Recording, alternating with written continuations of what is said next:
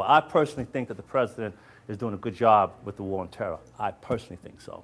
I think that these three presidents, John Kennedy, Ronald Reagan, and George Bush, are the three most significant presidents of our time. I think that George Bush knows exactly what he's doing when he makes so-called stupid errors. George Bush told us, he told us straight up, he did not lie. He said, we are not going to let these folks strike us again. We are going to get on, what did brother say? The offense. We're going to go after them. We're going to get them backpedaling or turn and haul ass, and while we kicking them in as they go. That's his strategy. And he said another thing. He said, we will fight them where? Over there. Not here. Over there. The Democrats will allow them to have us to have to fight them over here. And we will slaughter them over here.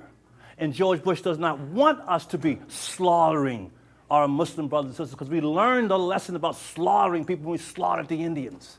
You see, we're trying to get away from that. We have power, and the more power you have, as Roosevelt says, walk quietly but carry a big-ass stick.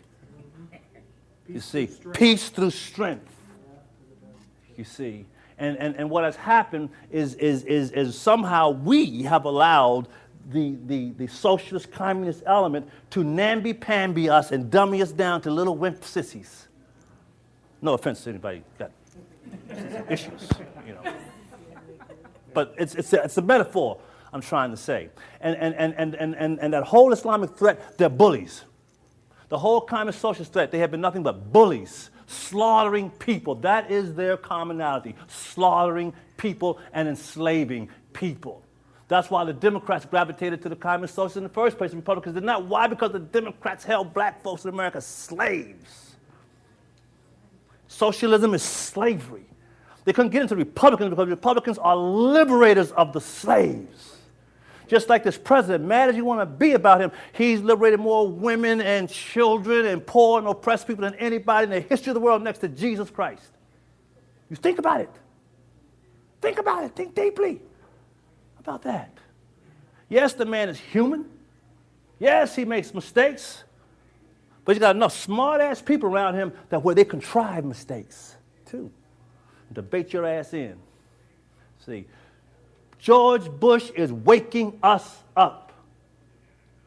We've allowed our success to lull us to sleep in apathy where we no longer appreciate that which God has given us in this country. We don't appreciate it. And I believe the Lord God is punishing us. And he's using George Bush walking with his big-ass stick, hitting us in the ass. Are you mad at George Bush about the border? Are you mad about what's going on? Are you doing something about it? Yes, you are. This guy's not as dumb as y'all think he is. He's banking, let's talk about future history, he's banking on, he don't care if he goes out with 1% favorability with the polls. That's a leader. He don't care what the polls say. People don't know how to lead. People are a bunch of dumb sheep. The communists figured that out a long time ago. So did despots and murderers and all through history. We got a good guy now who's taking it back. Hey, I'm not going to kowtow to you. You're going to do as I say. We're going this way. And I believe he knows in history, when they write about him in history, he's going to go down as probably one of the greatest presidents, if not leaders of all time. Why? Because the people he's liberated. And he was willing to do it at a time when everybody was scared to stand up for political correctness sake and for fear of dying. He says, yeah, and you know what? Mullah, what's that? Mullah, whatever his name is over there, Mullah with the Bula over there in Hula Hula, Pakistan, the one that's next to the short guy next to Bin Laden, what's Jeff there? Al-Zawahiri, yeah. Al-Zawahiri, he speaks the truth. Al-Zawahiri called George Bush a gambler. But that's what a leader is. Gambler. You're going to take a risk as a leader to be successful and receive the accolade of your success, of your leadership, or you're going to fail and you're willing to receive the condemnation of your failure. That's a leader. See? And that's what George Bush, he's willing to fall on the sword. Now, I didn't mean to go off on George Bush, but I think that that'd be a good thing to, excuse my language, piss them